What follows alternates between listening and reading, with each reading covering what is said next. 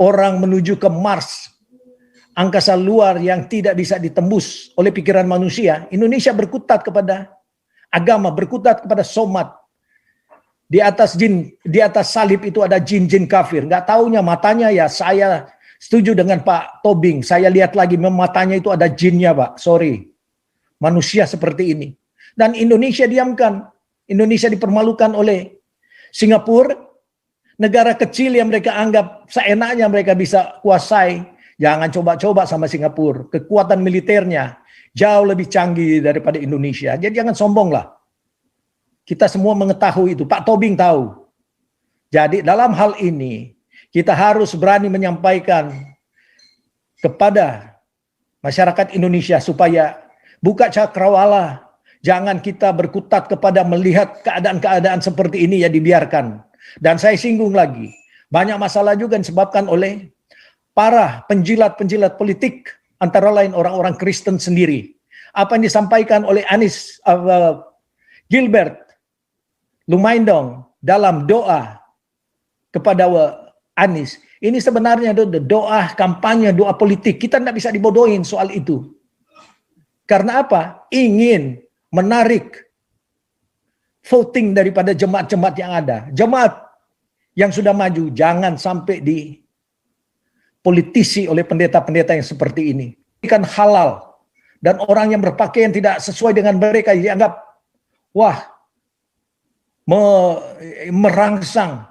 Nyatanya, orang yang tertutup hanya mata yang kelihatan, para santri Jawa Barat, dihamili oleh HW, Ustadz HW.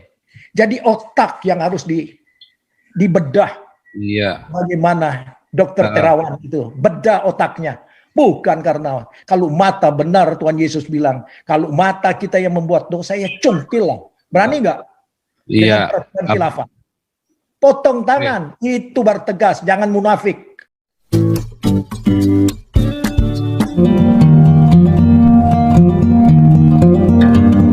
Lanjut, Pak Robert, silakan Pak Robert.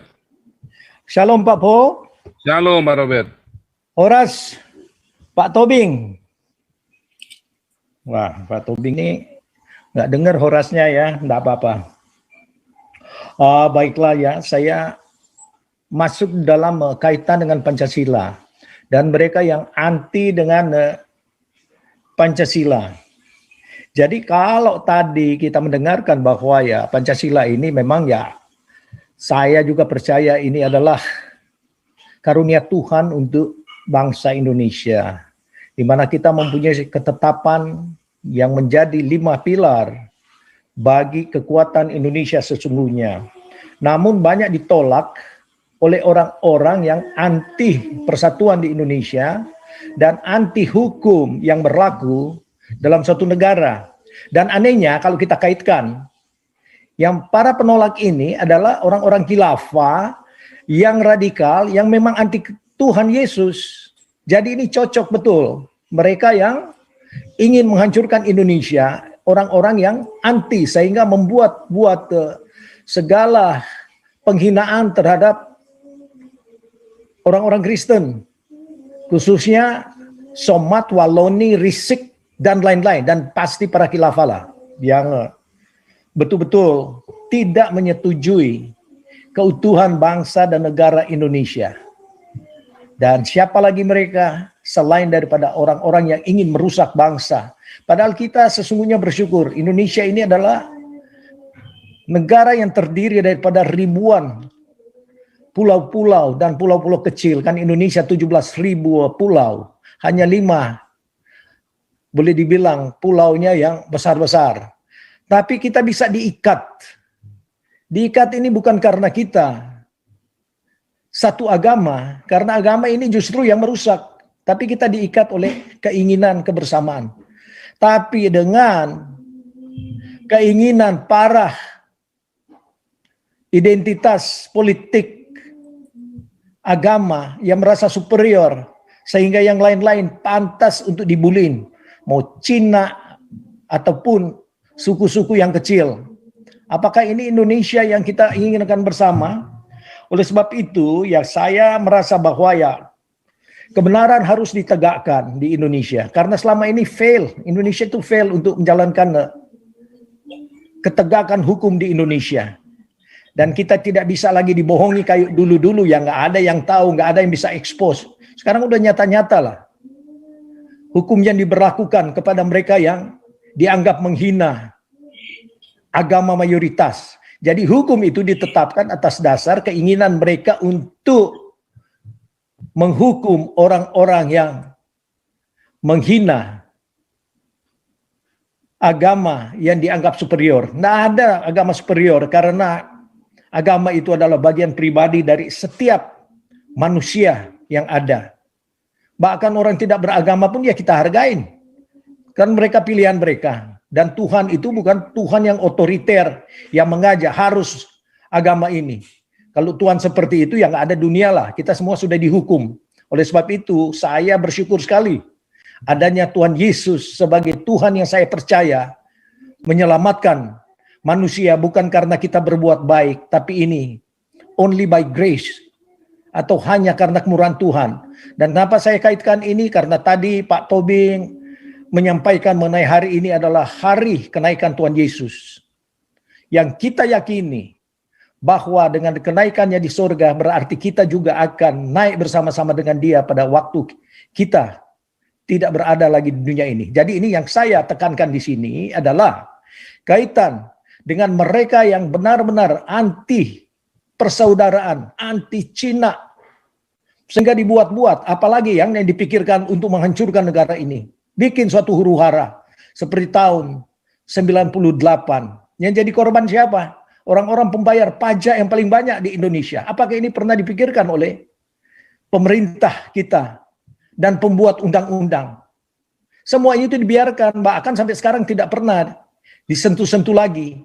Dianggap sudah usang, tidak perlu lagi, nanti lagi masuk yang baru. Dibuat-buat, sehingga Indonesia kacau. Reformasi dibuat untuk apa? Menyusun kekuatan-kekuatan baru, membuat partai. Cuma di Indonesia partainya luar biasa. 75 partai. Tujuan ini untuk apa? Ya, membuatlah suatu kekuatan. Karena pimpinan-pimpinan partai merasa raja-raja kecil yang mereka bisa lobbying satu dengan yang lain memperkuat sesama untuk mendapatkan kedudukan, untuk merusak Indonesia. Dan kita sudah dengar kan, sekarang sudah mulai santer di mana digadang-gadang pasangan-pasangan yang ada. Prabowo dengan Puan, terus Ganjar dengan Erik. Dan satu lagi, Anies dengan AHY. Ini pengusung-pengusungnya ini yang aneh. Kita selalu memperjuangkan jangan selalu dengan model-model seperti itu karena semuanya agama mereka yang diusung. Dan siapa yang mengusung ini? Para pimpinan-pimpinan partai yang merasa hebat dan juga ya masih Jokowi terlibat di dalamnya. Kalau saya tidak salah ya Jokowi kira-kira mengusung Ganjar dengan Erik. Terus SBY tentunya mengusung Anies Khilafah dan AHY. Dan di belakang mereka juga adalah Yusuf Kalla. Dan kalau Megawati yang tentunya ya Prabowo dengan Puan. Nah inilah diatur-atur supaya mereka akan muncul.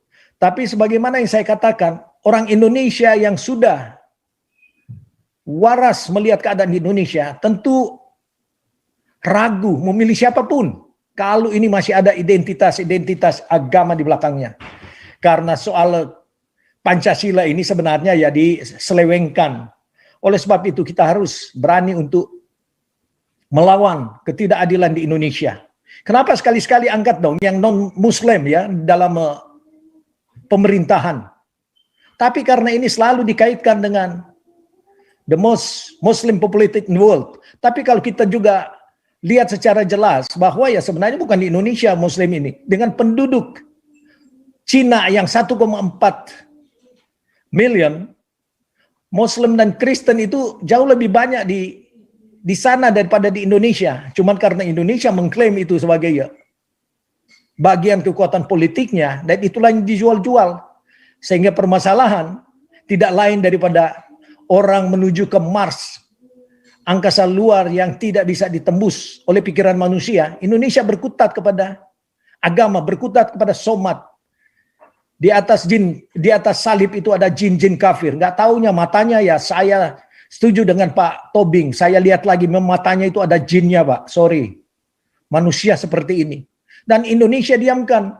Indonesia dipermalukan oleh Singapura, negara kecil yang mereka anggap seenaknya mereka bisa kuasai. Jangan coba-coba sama Singapura. Kekuatan militernya jauh lebih canggih daripada Indonesia. Jadi jangan sombong lah. Kita semua mengetahui itu. Pak Tobing tahu. Jadi dalam hal ini kita harus berani menyampaikan kepada masyarakat Indonesia supaya buka cakrawala. Jangan kita berkutat kepada melihat keadaan-keadaan seperti ini ya dibiarkan. Dan saya singgung lagi. Banyak masalah juga yang disebabkan oleh para penjilat-penjilat politik. Antara lain orang-orang Kristen sendiri. Apa yang disampaikan oleh Gilbert Lumaindong dalam doa kepada Anies. Ini sebenarnya doa kampanye, doa politik. Kita tidak bisa dibodohin soal itu.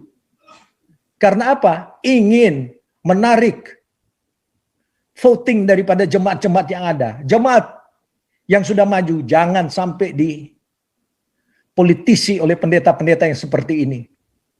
Pendeta yang cuma dikasih jatah mendapatkan uang, padahal ini adalah uang jatah yang memang harus pemerintah berikan. Itu pun hanya sebagian kecil dibanding dengan apa yang disumbangkan ke pesantren. Dan sumbangan-sumbangan juga dari Anies kepada organisasi-organisasi yang kadrun mensupport dia, wah luar biasa. Dan dari mana uang ini semua datangnya? Ya uang dari rakyat lah. Dia bukan seorang pengusaha yang bisa menghasilkan suatu usaha yang bisa mempekerjakan orang. Yang dipekerjakan dia adalah bayaran-bayaran pemerintah, pilihan daripada rakyat. Jadi jangan dibodohi para pemimpin gereja, Lumaindong, dan juga pimpinan GPDI. Jangan menerima begitu aja kita menjual jemaat kita dan juga mengatasnamakan 1000 pendeta. Dan Gilbert Lumaindong, bicara apa yang benar. Karena kalau iya, nyatakan iya. Kan Anda lebih banyak menguasai sesungguhnya firman Tuhan daripada kaum awam dan jemaat. Jadi di dalam Matius 5 ayat 37 nyatakan bahwa katakan iya kalau iya, tidak kalau tidak. Apakah di mana iya? Saudara Lumaindong melihat si Anies penyebab daripada runtuhnya Ahok. Dengan apa? Dalih agama. Apakah Anda mensupport perlakuan yang seperti itu, menyelewengkan kebenaran dari Tuhan demi kepentingan politik dan jemaat? Jadi jemaatnya Gilbert jangan sampai bodoh dalam hal-hal ini. Sudah jelas-jelas Ahok sampai dihukum cuman karena ketidakinginan daripada orang-orang kadrun khilafah untuk menjatuhkan seorang Ahok, orang Kristen dan juga yang ingin membangun Jakarta dan Indonesia. Ini didoakan doa kampanye dari Gilbert. Ini berikan dong pertanggungjawaban. Kalau Anda tidak mengenal siapa Anies, ya sayang sekali. Kenapa Anda masuk di dalam kampanye Prabowo pada tahun 2017 dan sebelumnya. Cuma karena kedekatan dengan adiknya Prabowo dan bergandengan tangan dengan Rizik yang menghina siapa bidan daripada Tuhan Yesus. Di mana saudara berkata yang benar bahwa Tuhan Yesus adalah tidak ada bidan dan dia dilahirkan dalam kandungan yang dari Roh Kudus. Anda tidak pernah membela soal itu, dan para PGI yang sudah disemati bunga yang begitu indah.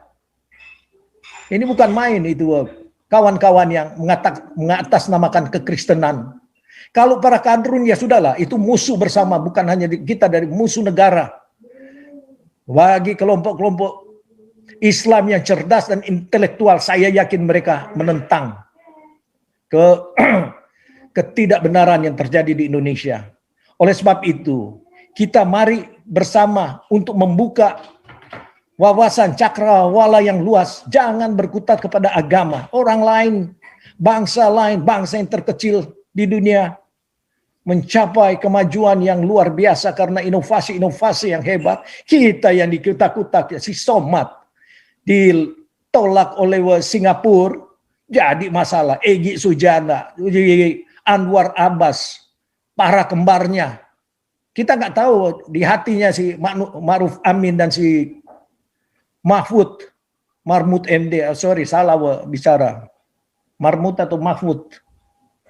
Ini semua apa mereka punya pikiran? Pasti jelas menentang Singapura karena orang suruhan mereka ataupun bagian daripada kehidupan mereka untuk mencapai khilafah itu ditolak.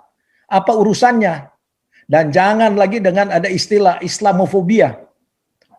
Perdana Menterinya adalah Islam, tapi Islam yang tegas, yang berani berkata benar. Beda dengan justru pendeta yang mengiyakan yang salah dan membenarkan sesuatu yang jelas-jelas bertentangan dengan kepentingan dan kemajuan orang-orang Indonesia. Itu doanya, itu doa kampanye, kita tidak bisa dibodohin. Dan untuk apa? Supaya jemaat memilih Anies yang menyumbangkan uang daripada pembayar pajak. Mungkin banyak juga dari kawan-kawan yang terkait di dalam live Zoom dari Pak Polsang. Banyak saya tahu membayar pajak yang cukup banyak di dalamnya. Dan Pak Jokowi harus diingat, kemenangan saudara Jokowi sebagai presiden sekarang adalah kontribusi daripada yang mereka label minoritas. Jadi jangan sampai para minoritas ini merasa tidak ada guna di Indonesia, nggak perlulah untuk memvote mungkin. Ya, cuma karena kita sebagai orang Kristen mendasarkan ini bahwa ini bagian daripada kehidupan kita berbangsa juga. Dan kita ada hak untuk menuntut.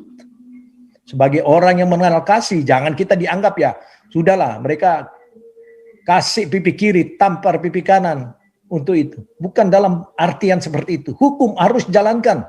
Jangan kaca 10 tahun, Waloni numpang lewat di dalam penjara. Di mana Mahfud untuk menyuarakan ini?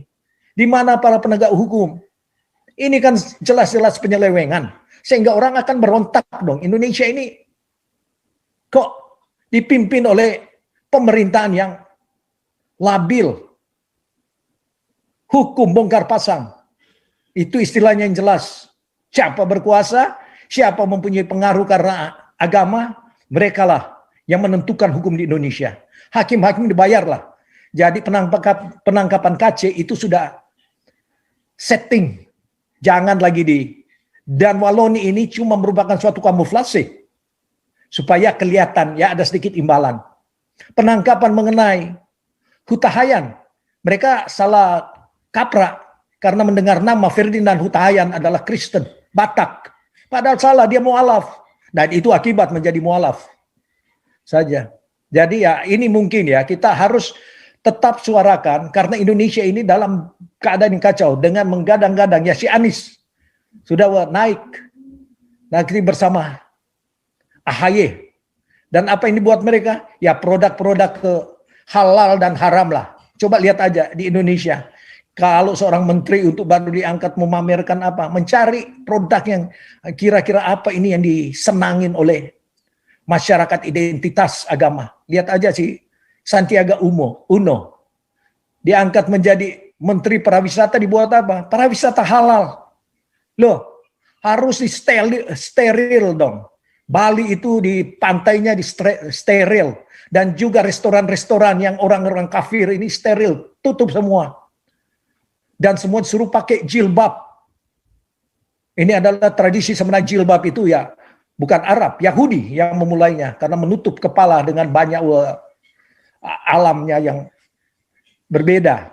Jadi jangan ini dijadikan sebagai produk yang usia ini karena menentukan sucinya seseorang. Kita dibodoh-bodohin. Sehingga semua dijadikan halal. Dan orang yang berpakaian tidak sesuai dengan mereka dianggap, wah, merangsang.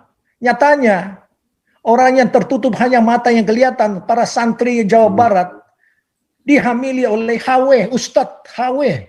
Jadi otak yang harus dibedah. Iya. Bagaimana dokter Terawan itu, bedah otaknya. Bukan karena kalau mata benar Tuhan Yesus bilang, kalau mata kita yang membuat dosa ya cungkil lah. Berani nggak? Dengan Iya. peraturan khilafah. Potong tangan, itu bertegas, jangan munafik.